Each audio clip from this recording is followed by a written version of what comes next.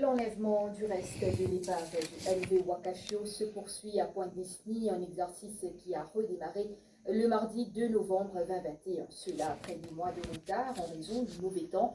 Environ 530 litres d'huile ont été collectés à travers des exercices de pompage par Polyéco. Selon les autorités, aucune trace de pétrole n'a été détectée sur les plages. L'enlèvement de l'épave sera complété dans 21 jours si les conditions climatiques restent les mêmes. Le point avec Manta. L'exercice de l'enlèvement de la partie arrière du vraquier MV Wakashio a débuté le 2 novembre dernier. Durant cette opération complexe, des traces d'huile ont été aperçues à l'intérieur des barrages flottants. De l'hydrocarbure qui aurait pu provenir des tuyaux ou du moteur inaccessible du navire. Grâce à l'intervention rapide des autorités, la situation a été contenue. Heureusement que ça, dans le début là, qui finit de contenir dans la vouée qui est installée près de l'épave. Quelques 450 litres de l'huile qui est déversée. Polyéco, tout de suite, avec ce van d'équipement, il pompe ça de l'huile là.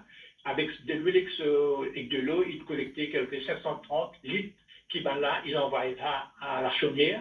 Et aussi, on a 4 sacs de van Somen Boom qui contaminent avec de l'huile.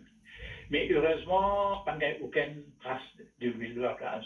1000 tonnes de l'épave ayant déjà été enlevées et quelques 12 mètres cubes de déchets récupérés, l'effort se concentre maintenant sur les 4500 tonnes de l'épave restantes. Des bouées ont aussi été installées afin de protéger nos eaux d'éventuelles pollutions accidentelles.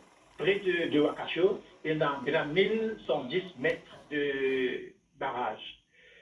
Et pour protéger le Blue Bay Marine Park, il y a 1625 mètres de bouée. Pour protéger l'île aux aigrettes, FIN installe quelques 600 mètres de bouée additionnels. La compagnie Polyéco, il y a un stand-by là-bas, 24 sur 24.